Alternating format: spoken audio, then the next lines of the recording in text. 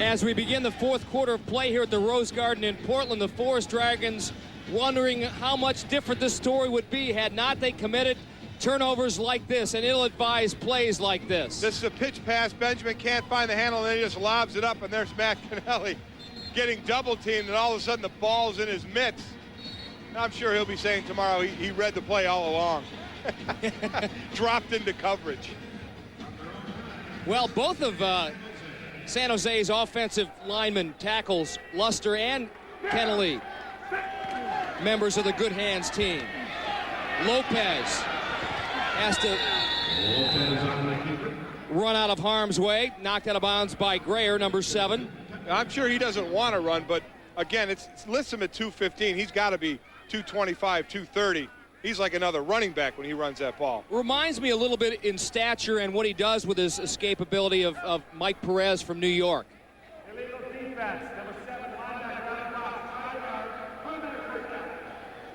Well, it's just all going wrong for Portland now. Penalties against them, turnovers against them. Making it a little too easy for San Jose right now. About 14 minutes away from wait until next year. And already, again, only 2 wins last year. They already have 3, so they have shown some improvement. Stan Brock in his first full year as the head coach. He'll get this team turned around. The draw play to Maslowski. Delaney brings him down. I don't think Maslowski's ever fallen backward in his life. Through 3 quarters, Portland hanging with San Jose, but again, the graphic does not tell the turnover story. Sure, you look at total yards, they're somewhat close, but 28 points off of 5 turnovers. And that's almost as many points they've given up off turnovers as Portland has scored with their offense, and you're just not going to win a game that way. If they score on this drive, it'll be 5 for 5.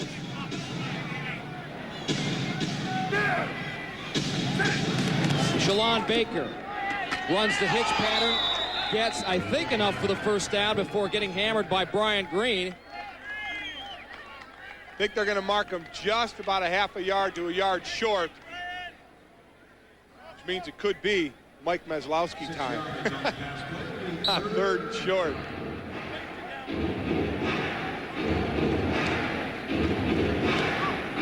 Probably either be a quick pass here, or you'll see big number 43 right behind Ron Lopez. Maybe take one right up the gut. Happen, Peace, and Baker wide to the right. Lopez pulls away from center too quickly, and how about this for a change of pace? Portland gets a turnover. Well, Maslowski was going to be involved in the play, but he was going to be a lead blocker. You saw Steve Pappen in motion. He was going to end up in somewhat of a tailback position, and he was going to get the handoff with Maslowski leading, but Lopez never got the handoff. Could never get back to it. Good job by Andrew Mitchell sniffing out the ball. Hey, Portland really got to turn it into a score quickly. 13 minutes left in the fourth. They can waste no time. And just to think we were so close to Todd Shell putting his game face away. Not now. Guidry getting nailed by Howard Butler, number 97. The Butler did it that time. Second-year pro out of San Jose State. What a great job by Butler, diving and just getting the feet of James Guidry and taking him down. He's going down, so he just makes that last-ditch effort dive and gets both the feet. How about this guy, 270-pounder, aerospace engineer, major. I couldn't spell that, let alone do it. He's out here sacking quarterbacks to boot. And doing whatever it takes for the team. A kid who came in as a fullback linebacker now moved up to the offensive defensive line position to give San Jose some depth, and he's playing extremely well. Guidry going for Benjamin, underthrown. Guess who was there? Number 5 for San Jose, Tommy Jones. Tommy Jones on great coverage. Benjamin had a little bit of room, but the pass well underthrown by Guidry, who just really can't find his rhythm right now. And the patterns have to be a little deeper unless they can clear some receivers out and do some wide open underneath routes. But here, Benjamin had just a little bit of room, but as you see, this ball gets nowhere near its mark.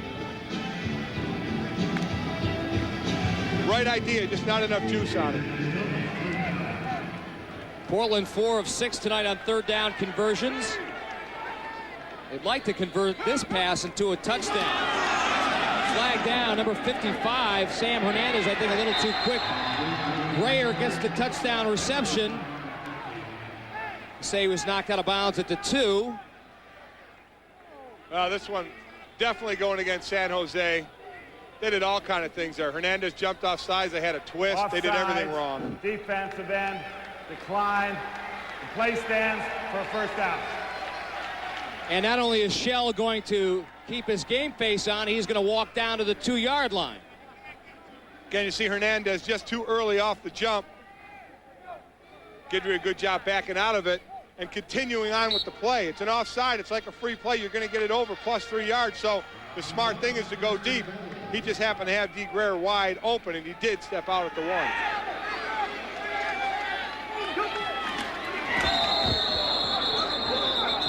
And the play deteriorating here.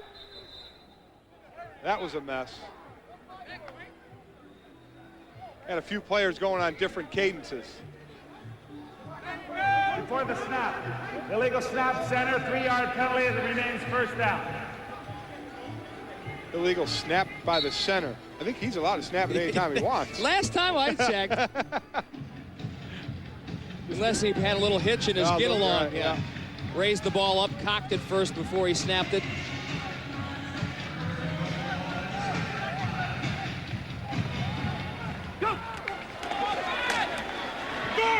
Guidry going for 6, looking for Grayer.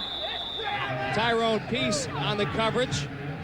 He almost had himself a pick. Him and Tommy Jones are having a contest back there. They are so confident right now that there's nothing that Portland can throw in their direction and bother them with. Well, that's the thing. When you're playing that good on defense with the knockdowns and the tight coverage, you'll take some more chances. You're willing to stick a little closer and maybe be right on the border of that interference. You've got a lot of points, you got a lot of room, you got a lot of area to play with, so they'll try and stick a little tighter, take some chances. You know, Pad, those interception stats aren't bad either. Ready? 2nd down and goal. The pitch to Travis McDonald, number 55. Sam Hernandez, 6th-year pro out of Sonoma State. And he has been playing his best defensive football this season. And his game is quickness. You see him right here making the nice move and beating the block to the outside on the quick pitch. Just gets upfield, doesn't even skate down the field, does a good job of ripping and coming upfield. And in a league that is peppered with many 300-pounders along the front, Sam Hernandez an exception. San Jose electing to go with quickness. Guys who are in the 270-280 range. Guidry going for Benjamin. Shalon Baker there that time. And these Portland receivers are either not wide open or wide open by maybe just one step. San Jose just doing a great job of coverage, and it's 4th down. They've got to go for the end zone. No, field goal does them no good right here. Guidry bringing the play in from Bob Cortez. Let's listen in. Right cluster rip, 5-by-5 dig, on 2-on-2, ready? Well, the right is the protection. Hey, plain and simple, these routes are to the end zone. Or quick passes for the blocks. Guidry, Brian Green, touchdown. This was a part basketball play, part football play. A great job by Brian Green. As the ball's coming, he knows the defender's coming back from his inside. A great job of turning. Watch him turn his body like he's boxing out. This is such a great job at the top of your screen as he comes in. The throw, he knows the guy's there. Look at him turn his body and box out the defender. What a great job. I bet he played a little basketball in his day. Alcorn on to attempt the extra point. So the Portland Forest Dragons retaining a measure of respectability here in the Rose Garden. 8:05 remaining in the 4th. Might play well tonight, but then he really didn't promise us a Rose Garden here in Portland. Forest Dragons trail 55-38, 8:05 remaining in the 4th quarter. Next Sunday on ESPN, 2:30 Eastern Time, the Florida Bobcats taking on George LaFrance and the Tampa Bay Storm. Tampa Bay on a mission to make it back to Arena Bowl 12. They have a 9-1 record. Florida and Tampa Bay getting it on at 2:30 Eastern time on ESPN. And then on Monday, the Arizona Rattlers on ESPN2 at 7:30 Eastern time taking on the Albany Firebirds, and this one will be a great game, Mike. That's going to be a barn burner. And Arizona and Tampa Bay, the two best records in the league, they do not meet in the regular season. So if they win out or stay the same, Tampa Bay would hold home court throughout the playoffs. And Arizona would just have to wait for their chance to take them on. Right now, those two are the top teams in arena football. Well, the crowd here at the Rose Garden hasn't given up on their Forest Dragons. They're going to make sure the final 8 minutes of the game, their team knows that they are firmly behind them. Alcorn's kick is high. Pappen leaps to get it. Gets it across the goal line and takes it out to the 5 and then gets hammered big time by Brian Green and Delaney. No, they're also going to get Delaney. San Jose also going to get nailed for a penalty. Shalon Baker with a block in the back. It'll back it up a couple of more yards. Portland's defense got him backed up, going to have to come up big. Illegal block in the back, number 7. Half the distance from the 1. First down, San Jose. It's in the left part of your screen. Number 7, Shalon Baker, right there, right in the end zone. He just, again, you're taught, if you're blocking on a kick return team and you can see the back of the person you're supposed to block, let him go. He threw his hands up, but he hit him before that, unfortunately, and the referee saw that.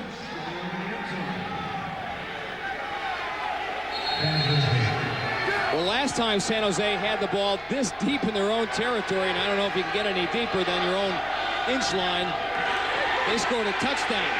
Tyrone Peace nearly nailed in the end zone for a safety by Josh Wilcox.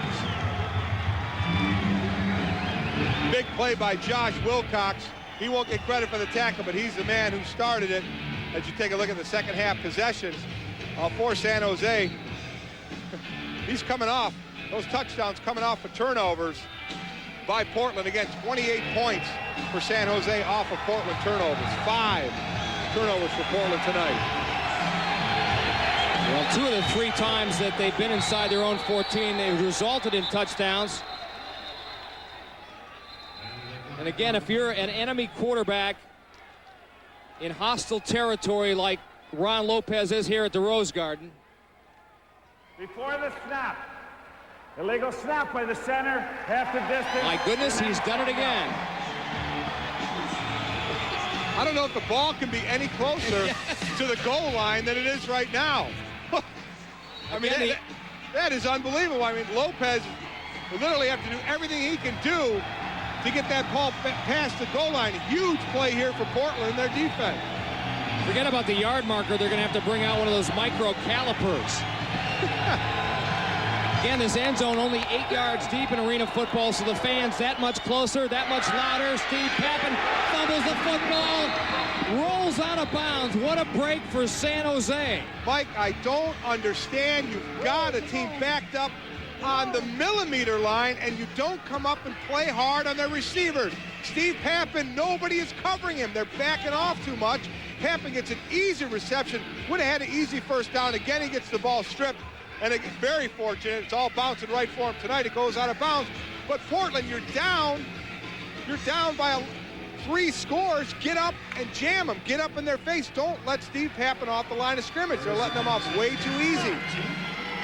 So some breathing room for San Jose. Ball at their own 18-yard line. 6:14 remaining here in the 4th and final quarter. Mike Jones gets the carry now as San Jose elects to eat some clock. Well, that's the way it's been going tonight, you know, with the ball bouncing. When it's on the ground for San Jose, it goes out of bounds and they keep possession. When it's on the ground for Portland, San Jose ends up with it.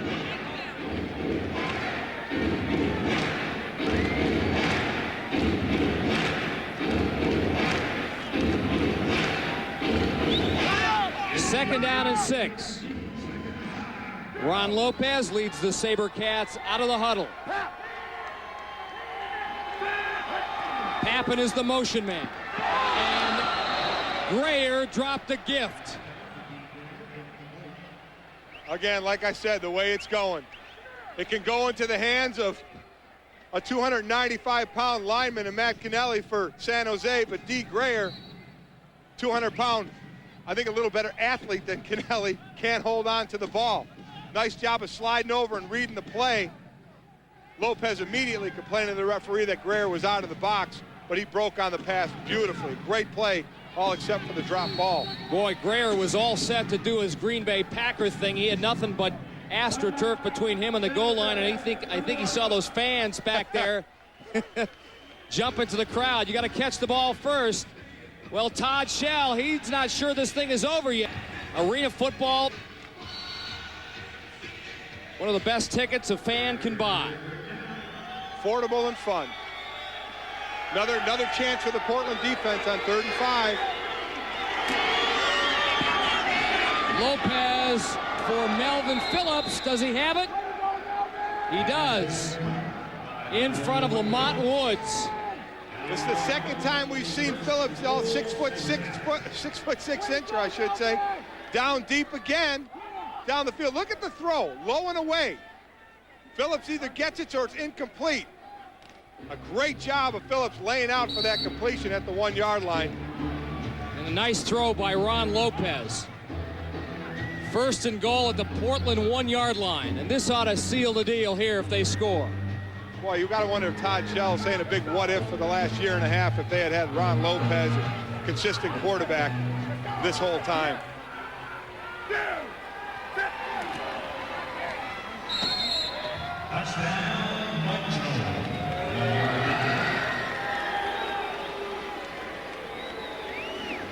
Mike Jones with the touchdown.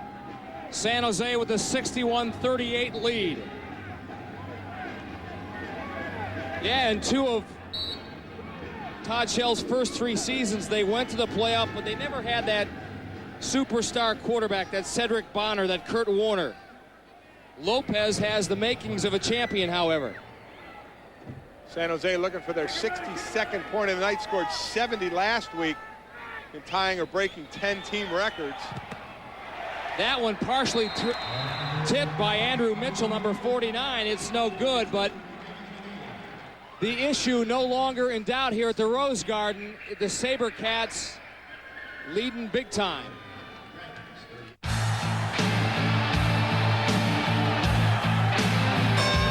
The legendary bounce.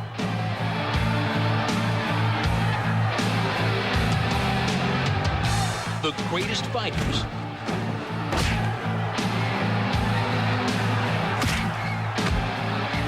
Watch Super Bouts on ESPN for the greatest matches of all time. Super Bouts, Thursdays on ESPN, the worldwide leader in sports. No one in the world can catch ESPN in bringing you the best in auto racing.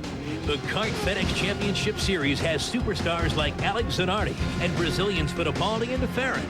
South American Formula 3 has the best young drivers in the next generation of racing superstars. Thrills and spills are always around the corner in Indy Lights Championship action. Auto racing like no one else all year long on ESPN. Mike Adamle and Mike Golick back here in the Rose Garden. 3:22 remaining in the 4th quarter. San Jose in control, and more importantly, controlling their destiny with regards to home field advantage in the playoffs. No question about it. We've been talking about that. We basically started our season over after week 3, and we said, look, if we can get rolling here, we still have a chance to have a home playoff game and put ourselves in position. It's going to be tough for us to catch Arizona. I don't think that's going to happen as far as division goes, but we definitely have a shot at home field. And, you know, these 5 games are extremely important for us, and they're 5 games that we have to win. Well, looking ahead for the SaberCats, they've got Iowa next week and then Albany the week after that. That will be a key game because they were beaten by Albany earlier this year, and then New York and Houston, which should be gimmies for them. Thunder Bears very tough at 5-5 this year, but potentially they could run the table.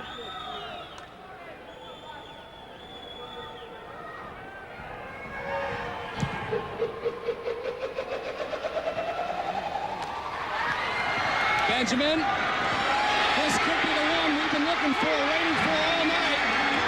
It is Ryan Benjamin.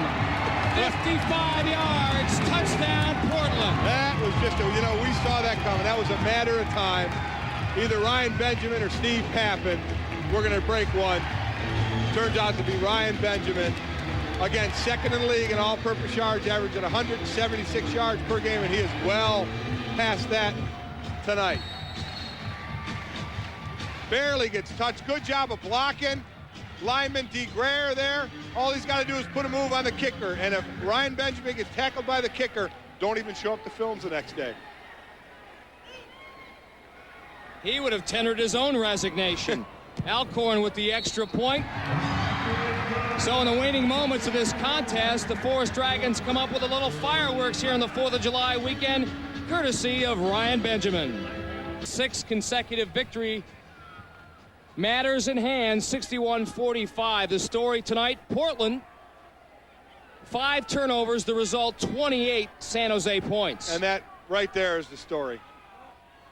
Pappen again, a lot of return yards and total yards. Benjamin for Portland, a lot of return yards and total yards, but turnovers are the story here. And San Jose has done a great job the last few weeks taking the ball away. 6 they had last week against Milwaukee, 5 tonight.